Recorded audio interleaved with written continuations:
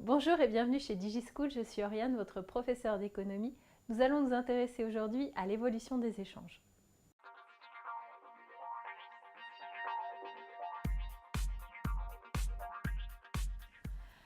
Lorsque l'on s'intéresse à l'évolution des échanges, on s'intéresse tout d'abord à son évolution quantitative, à leur évolution quantitative, mais également à l'évolution qualitative, c'est-à-dire en termes de structure. On va également étudier l'évolution géographique, comment est-ce que les échanges sont répartis à travers le monde. Et puis enfin, on va s'intéresser au rôle que peuvent avoir les firmes multinationales dans ces échanges. Tout d'abord, l'évolution quantitative. Alors, il faut savoir que les États ont toujours échangé.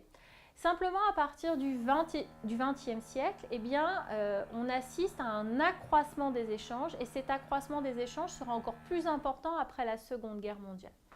Donc, la croissance des échanges, à partir des années 50, il faut comprendre que les échanges ont été multipliés par 10 et qu'ils atteignent en 2011 la somme de 22 366 milliards de dollars. On a quand même assisté à un ralentissement suite à la crise de 2008. Au niveau de l'évolution structurelle, qu'est-ce qu'on échange? Jusqu'à présent, pendant le XXe siècle, on échangeait surtout des biens. Mais à partir des années 80, la part des services dans les échanges internationaux a augmenté, surtout du fait des nouvelles technologies et l'arrivée d'Internet. Simplement, cette part-là est en cours de stabilisation. Donc, à l'heure actuelle, on échange à peu près 80% de biens pour 20% de services. Conséquence sur les économies nationales, les économies nationales sont de plus en plus ouvertes, mais également de plus en plus interdépendantes. Qu'est-ce que cela signifie?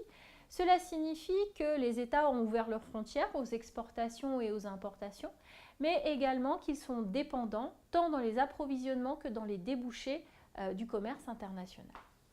Passons maintenant à la répartition géographique. Cette répartition n'est absolument pas homogène et surtout elle évolue également. Alors on parle tout d'abord de la polarisation des échanges internationaux, c'est-à-dire que lorsque les échanges internationaux se sont développés, ils se sont surtout organisés autour de trois pôles que l'on a appelés la triade. La triade, c'est l'Amérique du Nord, l'Europe, que l'on représente aujourd'hui par l'Union européenne, et puis l'Asie du Sud-Est avec en son centre le Japon.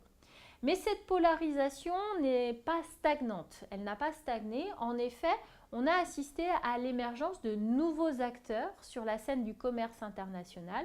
D'abord les dragons asiatiques, et puis aujourd'hui les BRICS qui prennent de plus en plus d'importance dans le commerce international. Alors pour les BRICS, le B signifie Brésil, le R, Russie, le I, Inde, le C, la Chine évidemment, et le S, il faut traduire de l'anglais puisque ça veut dire Afrique du Sud, South Africa.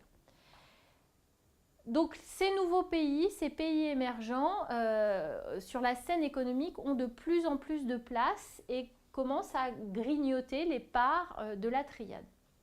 Dernier élément fondamental du commerce international, du développement des échanges, ce que l'on appelle la régionalisation ou bien les échanges intra-zones. Alors qu'est-ce que cela signifie? Cela signifie que des pays qui sont proches ont signé des accords de commerce international, des accords de coopération. Alors on parle d'accords de libre-échange, on parle de création de marchés uniques ou bien encore de création de zones économiques, voire de zones monétaires comme l'Union européenne. Alors quels sont ces accords régionaux? Alors il en existe beaucoup, mais les principaux, vous êtes censés les connaître. Il s'agit évidemment de l'Union européenne et de la zone euro, mais aussi de l'ALENA qui concerne l'Amérique du Nord, du Mercosur qui concerne l'Amérique du Sud, et puis enfin l'ASEAN qui concerne l'Asie du Sud-Est. Dernier élément à retenir lorsque l'on s'intéresse à l'évolution des échanges, le rôle des firmes multinationales que vous trouverez dans vos manuels sous l'appellation FMN. Alors qu'est-ce qu'une FMN? Une FMN, c'est une société qui est constituée d'une société mère dans un État et puis d'une ou plusieurs filiales qui vont être implantées à l'étranger.